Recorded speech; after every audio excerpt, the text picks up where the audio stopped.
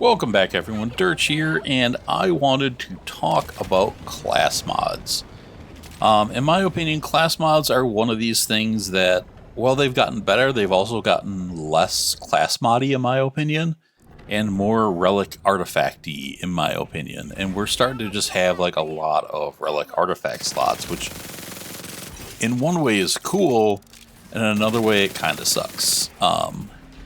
In Borderlands 4, we have so many new slots because your rep kit can give you abilities, your class mod gives you abilities, your enhancement gives you abilities, your shield gives you some abilities. All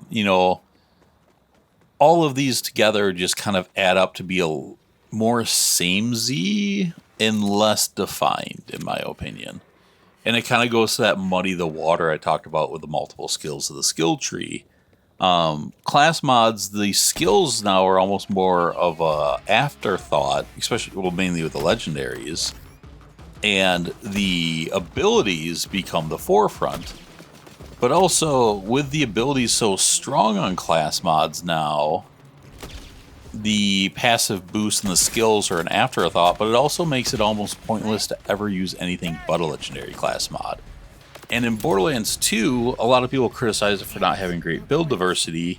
It did have more class mod diversity, in my opinion, because you use blue, purple, and legendary class mods. And now we just use legendary class mods. And to me, that's not better. I like more diversity in weapons and loadouts and not just a complete loadout of legendaries. And I think that's just more weapon diversity, gear diversity, and build diversity in some of those reasons. So I think our evolution of class mods, in my opinion, is, while the new features are good, we've kind of gone backwards. So the new features that are great, the main one, which they should have implemented all along, is if you're not spec'd into the skill, you still get the boost or the bonus from those skill points. So you get +3 in a skill point, or a skill where you're not even spec'd into that tree or that skill, you still get those points. That is massive and hugely important. The bad side is, in Borderlands 2, green gave 1 skill for +5, white's none. Blues 2 skills +6 and +5. Purples 3 skills +5, 4, 4. Legendaries were 5 to 6 skills with +5, so 25 to 30 skill points. And Slayers were 5 to 6 skills at 4. So on these class mods, the ones that you're using, you were getting 11 points in the blues, up to 30 points in the legendaries, and now in Borderlands 3 we got 5, Borderlands 4 we're getting 7. And that's just making the skills less of the focus. Now I know that like the way they design the skill trees right now and the balance of the game, if you give us 30 skill points, shit's gonna be broken, and that's fair. But that's the balance of the game they designed it on. I think there's a world where we could still get that, and skills could be the priority, and I miss that. The other thing, the class mods seem to be more focused, because in Borderlands 3 and 4 and Wonderlands, it seems to be better in 4, but I haven't seen this completely confirmed yet. But in 3, the bonus stats you got were just out of this massive pool of 40, 50 bonus points. So getting the ones that you want were just random, but it also made them less focused. At least in Borderlands 4, what I've seen, it seems like you kind of get similar buffs. So the pool of buffs for each comm are less and more focused.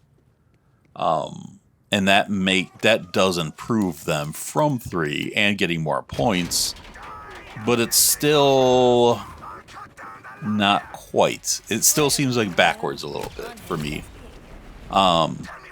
So what I loved about those Borderlands 2 ones is, if I focus on Maya, they all had 4 legendary comms and a Slayer comm, but the legendary Siren gave you +5 to 5 skills, and you had a mixture. You had DPS with things like Accelerate, Mind's Eye, Foresight, but then you also had Survival with things like Ward. So it hit both. And then you also had that massive cooldown on it, which was utility. So it kind of just hit across the board. You got movement speed while phase lock was going. So there was a lot of bonuses that spread out to make an incredibly well-balanced comm. You got straight gun damage on the comm as well. So you had a nice balance of things to do a balanced build around. And that's the comm I use. Then you had the cat comm that just hit 5 DPS skills. Plus the DPS flat SMG bonus was huge, and that thing was just glass cannon full-on build. So if you want a balanced playstyle, the Siren. If you want full-on DPS, that. If you like subsequence, the Binder comm was perfect for that because it hit suspension, but then it also hit Helios, and Helios would, proc on every subsequence. So if you wanted to run a subsequence one, that one hit some, your big DPS like Reaper and Wreck, but then it did things like they said the Helios and the subsequence for that plus cooldown, so it was the ultimate subsequence comp. So they're all hitting some different play styles, and then you had the Nurse, which, let's be honest, not many people used because I don't know, it was just too much healing and you didn't need it. But it was just pure healing comm, which was cool to have. But even though you have those legendaries that are all boosting like 25, 30 points, some of our most popular comms were I'm drawing a blank now, the fleet comm. I just looked at it too, god damn it. You guys are going to kill me in comments. Moving on.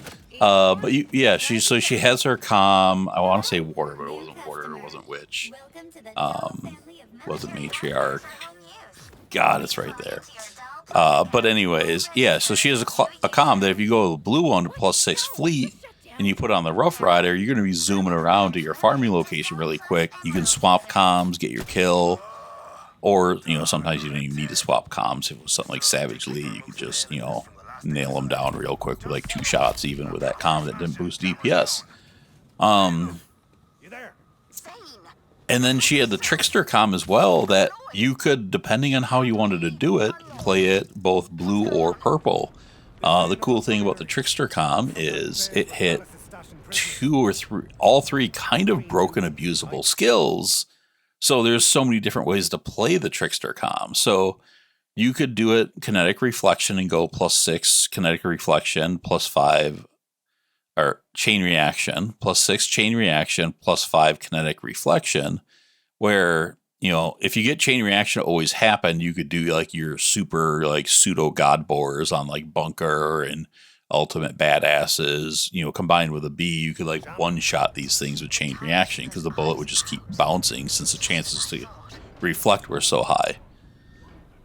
And then kinetic reflection, if you got that up to 100 points, you essentially don't take damage on kill.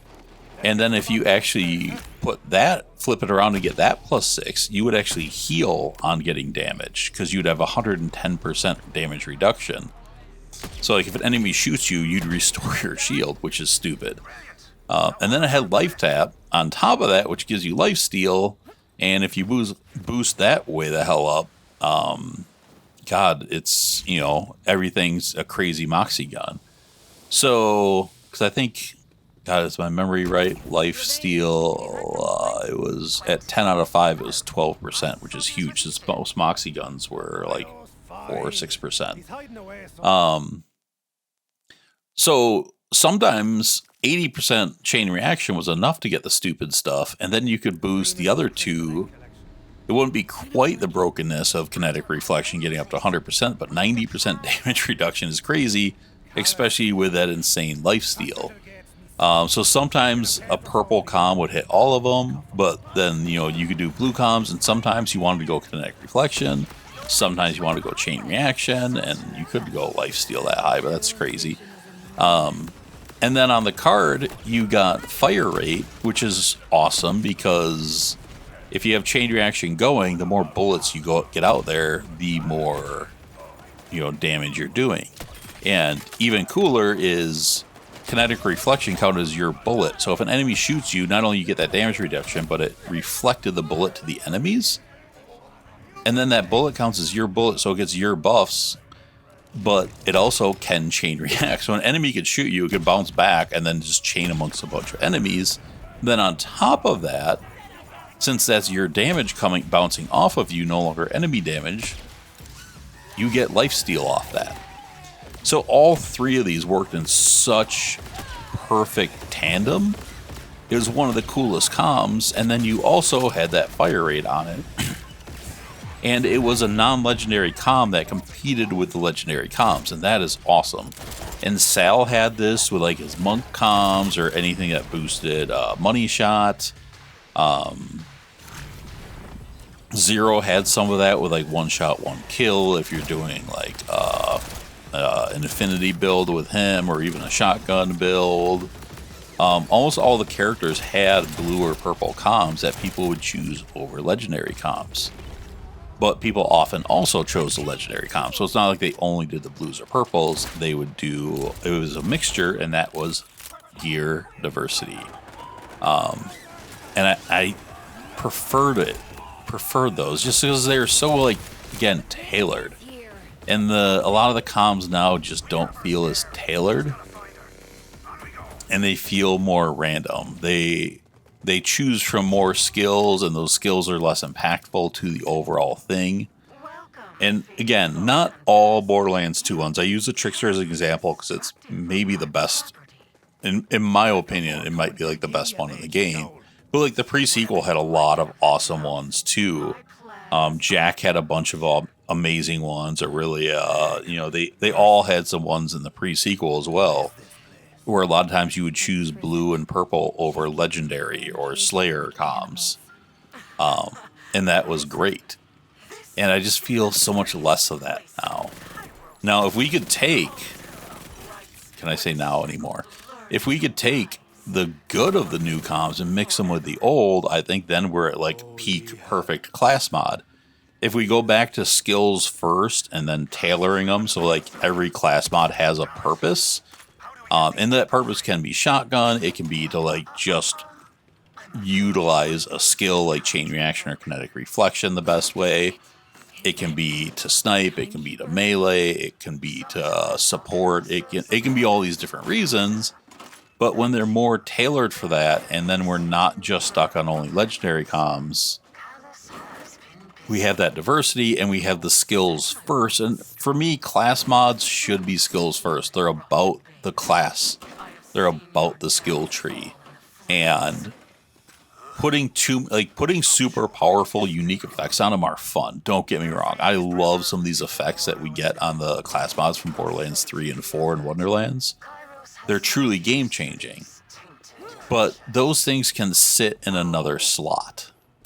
You know, we can get like amp and all these different effects on our rep kits, and we have things like, making everything crit on the knife, which for now exists. It might not exist by the time this video comes out. I'm filming this on a Wednesday, and tomorrow's going to be the patch. So when this comes out tomorrow, that might not be valid.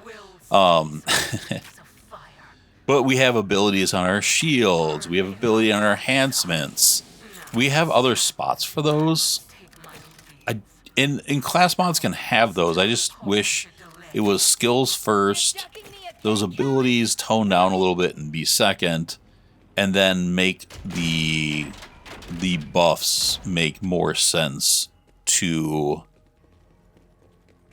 the skills that are boosted. So it's a really tailored class mod. And the way we're doing games now, where we're actually patching them and improving them, we could boost the ones that aren't going well. and probably leave the skills people are set on skills, but you could, just change those values to make them matter.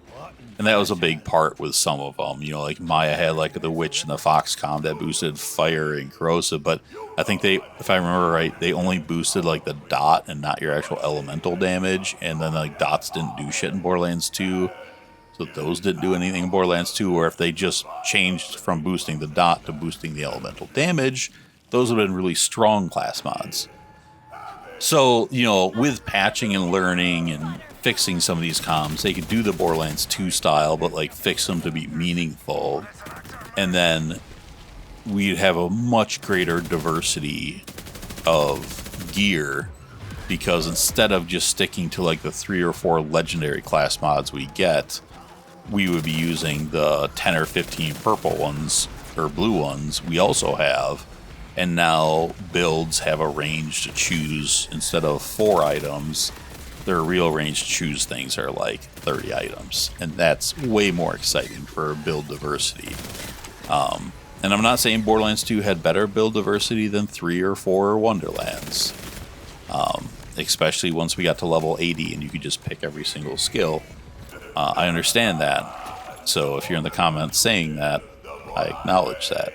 But as far as using class mods, especially because even in 3, 4, and Wonderlands, the style class mod, there's usually 1 or 2 that excel and the other ones are junk. So like, while there's some more build diversity in these games, the class mod diversity is less in my opinion. And I want to get back to higher class mod diversity. And I think that's a good way to do it. Because again, with Maya, I saw people running Cat, Binder, Siren, Trickster, the Run Fast one. Usually not as a main comm, but you'd switch to that to use it. God, that bugs me that I can't remember the name of that stupid thing. It's not a stupid comm, it was an awesome comm. But that was, 5 comms commonly used, and there's a couple other thrown in there that people would occasionally switch to. So, it was a good diversity of comms. More than I'm seeing now. And like I said, in the modern era of them actually patching these things, they could have taken the ones that aren't used, like the Witch and the Fox. Banshee, that was it. God damn it. Took me the entire video to think of Banshee. But yeah, there's even the niche one that would boost... well, there's a couple more. Yeah, like boosting recompense for the Hadriax kills, and the carpet bombing comm to boost backdraft.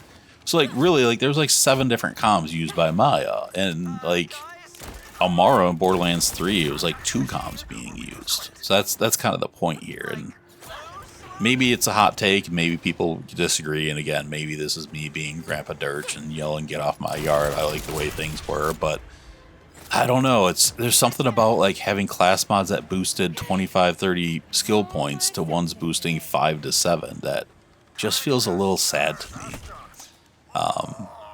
Not saying the new ones aren't effective and these new games aren't awesome, because they are. But it's one thing I think I would like if Gearbox went back and kind of addressed that, because I miss those.